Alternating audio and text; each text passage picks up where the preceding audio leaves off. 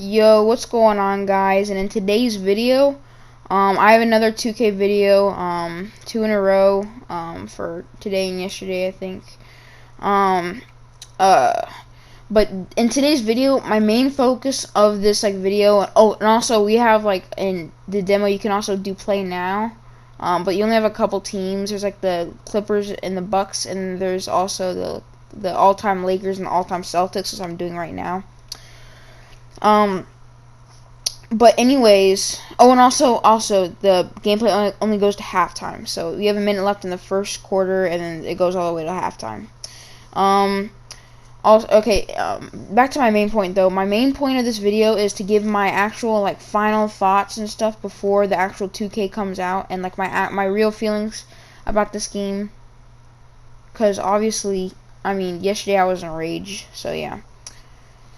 Honestly, overall, if you're going overall, I'm just gonna give you the overall standpoint of this first.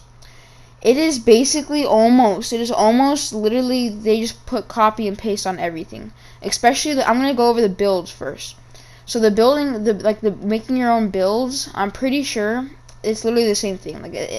Everything's the same, except they added maybe a couple new badges, and then they got rid of a couple other badges, like quick draw and stuff. But for the most part, besides that, it's actually the same. I don't know, but your actual not your build, but your actual body, your builtness in your body. I don't think they had that much options last year. I'm not sure. I don't remember.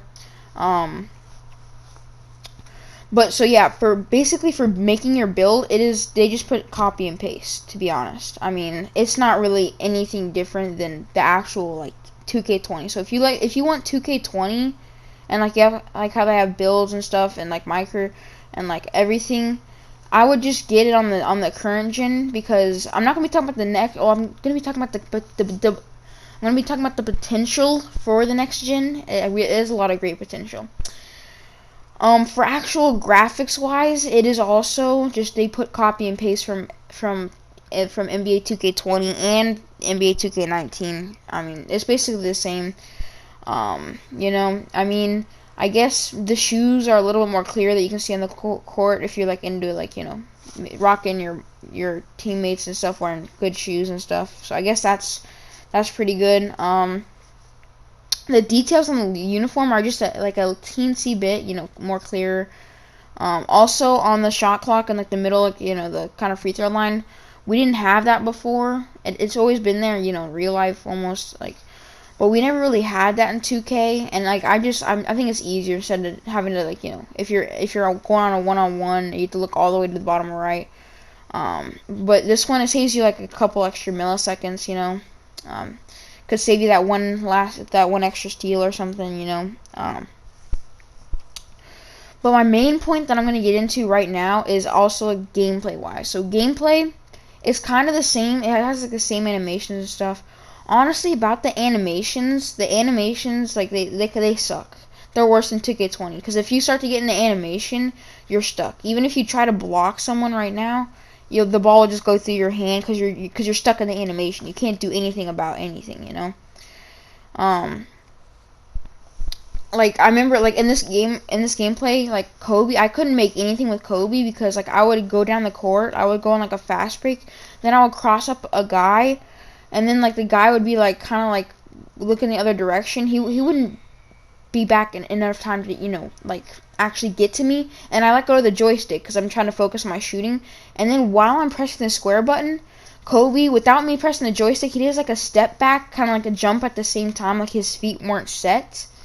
So that was actually weird. I missed 5 shots with him in this gameplay. So that's really weird. I don't like that because you get stuck in the animation. It happened every time that I play with Kobe, so I think they add that with just Kobe, even though I don't know. That happened a couple times when you try to go in for a floater, you guy would jump, pick his feet up behind him for some reason and stuff.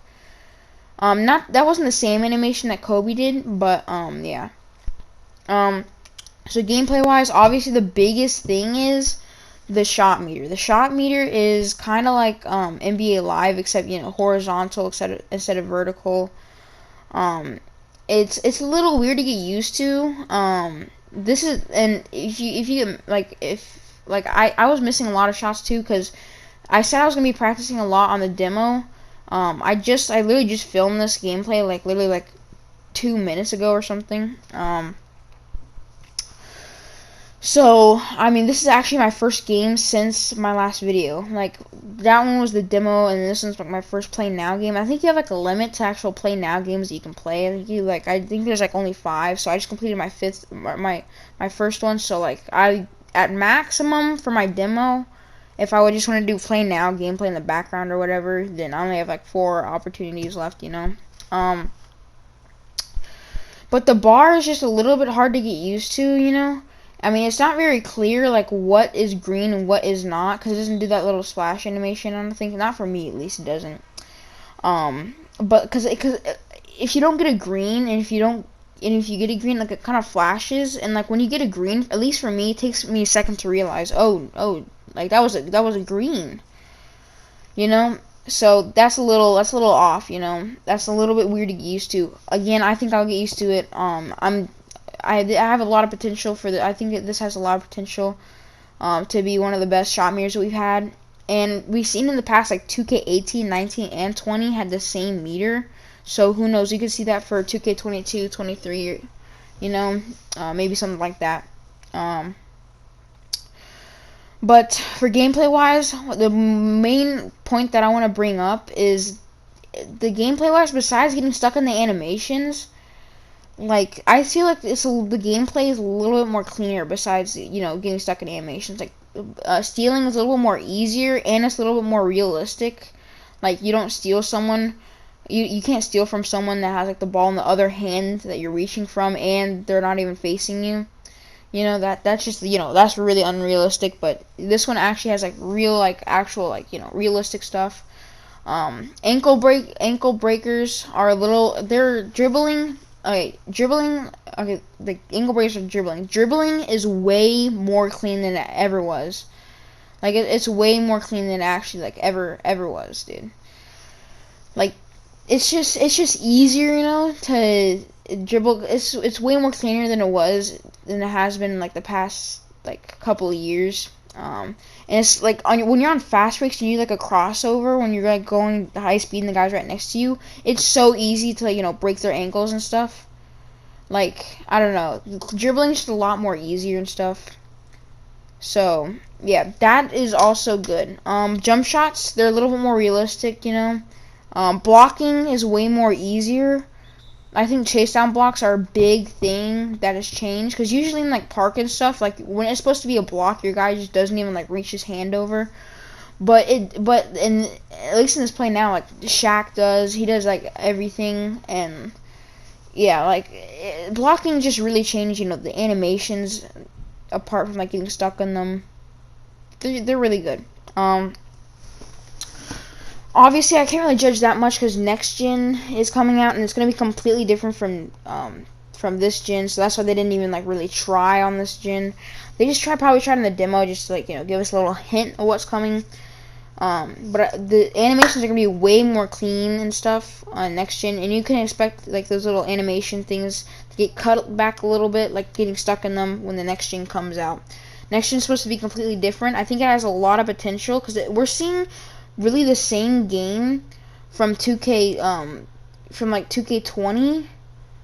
And also one thing I want to see about the release is really smart for them to do like a new release too, because getting used to a new controller and the release, those go really hand in hand. So this is like a really perfect opportunity for them to change that. So yeah, honestly, for next gen, I can't really say too much. Honestly, the potential is through the roof right now. Right now, we can't really see much, and it's kind of terrible. But for what I can say on gen, like this gen, it isn't good. So I hope you guys enjoyed this video. My true depth, honestly, my standpoint is it has a lot of potential, and I think it might be good. So I'll see you guys in the next video. I don't know what it'll be, maybe a live stream or something. I don't know, but I'll see you guys then.